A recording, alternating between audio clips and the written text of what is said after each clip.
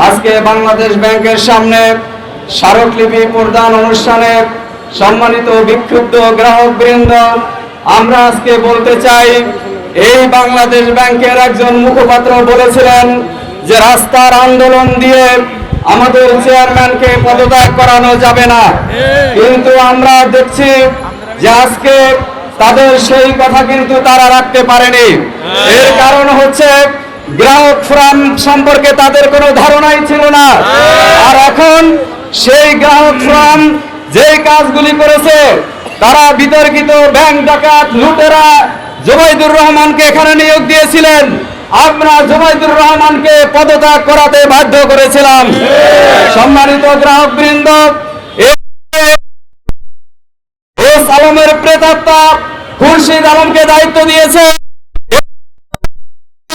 ভঙ্গ করে তারা এমন ভাবে কথা বলেছেন, কিন্তু আমরা গ্রাহক সমাজ ঐক্যবদ্ধ আন্দোলনের মধ্য দিয়ে শুধু খুরশিদ আলমকে নয়, পুরো পরিচালনা পর্ষদকে ভেঙে দেওয়ার ব্যবস্থা আমরা গ্রাহক ফোরাম করে দিয়েছি।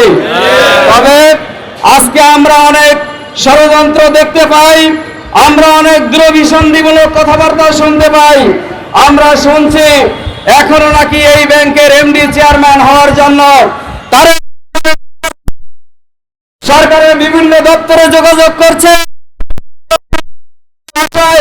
ব্যর্থহীন কণ্ঠে জানিয়ে দিতে চাই, গত ফ্যাসিস্ট আমলের শেখ হাসিনা তিনি ফ্যাসিস্ট করতে করতে এমন অবস্থায় গিয়ে পৌঁছিয়েছিল, সেদিন গণভবনে দুপুরের রান্না হয়েছিল, কিন্তু পরিণতি এমন হয়েছিল যে দুপুরের রান্না না খেয়ে তাকে পালাতে হয়েছে। আমরা স্মরণ করিয়ে দিতে চাই, শেখ হাসিনার সরকার 2008 সালের 29 ডিসেম্বরের নির্বাচনের মাধ্যমে ক্ষমতায় এসেছিল। সেখান থেকে 10 বছর পরে ইসলামী ব্যাংকের উপরে হাত দেয়।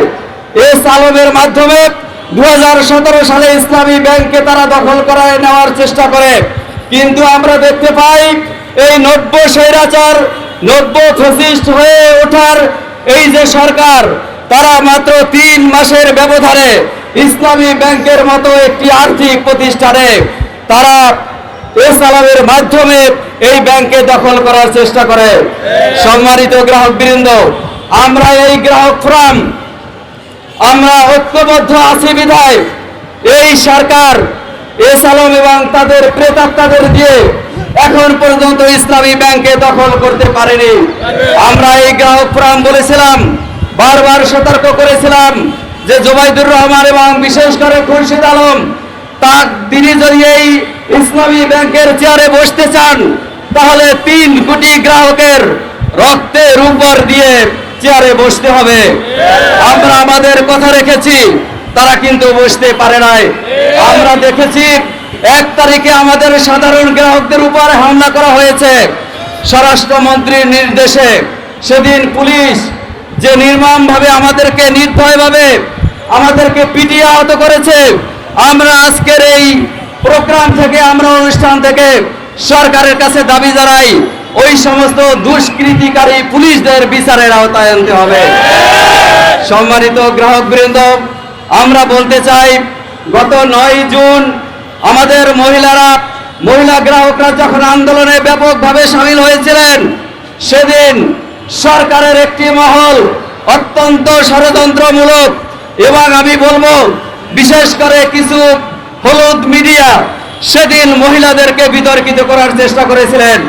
আমরা মিডিয়ায় দেখেছি, আমি নিজে উপস্থিত থেকে দেখেছি, আমাদের মা বোনদের কাছে গিয়ে গিয়ে বিভিন্ন মিডিয়া, এখন ইউটিউব সোশ্যাল মিডিয়ায় সেগুলো কিন্তু রয়ে গিয়েছে, যেসব মিডিয়া আমাদের মা বোনদেরকে বিতর্কিত করার চেষ্টা করেছেন।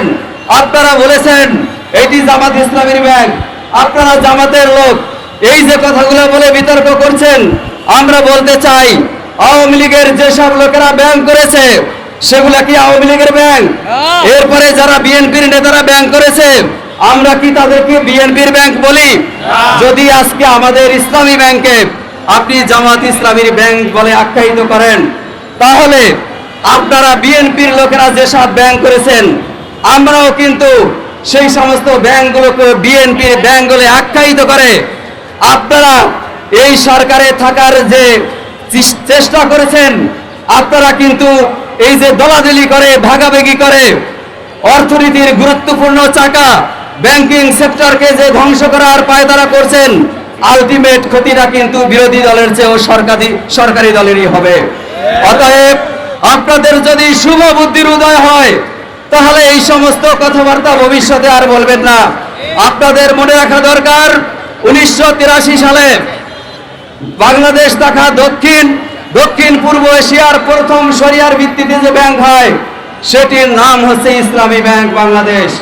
এই ব্যাংক 22 জন উদ্যোক্তা, তৎকালীন আইডিবি এবং এদেশের কিছু গুরুত্বপূর্ণ ব্যাংক, তৎকালীন গভর্নমেন্ট এবং বিশ্বের কিছু গুরুত্বপূর্ণ ইসলামী ব্যাংকের সহযোগিতায় এই ব্যাংকটি প্রতিষ্ঠা লাভ করে। অতএব এই ব্যাংকটিকে দলীয় ব্যাংক আখ্যা দিয়ে আপনারা যেসব রাজনীতি করতে চাচ্ছেন, গ্রাহক সমাজ আপনাদেরকে এর সমুচিত জবাব দিবে। আমরা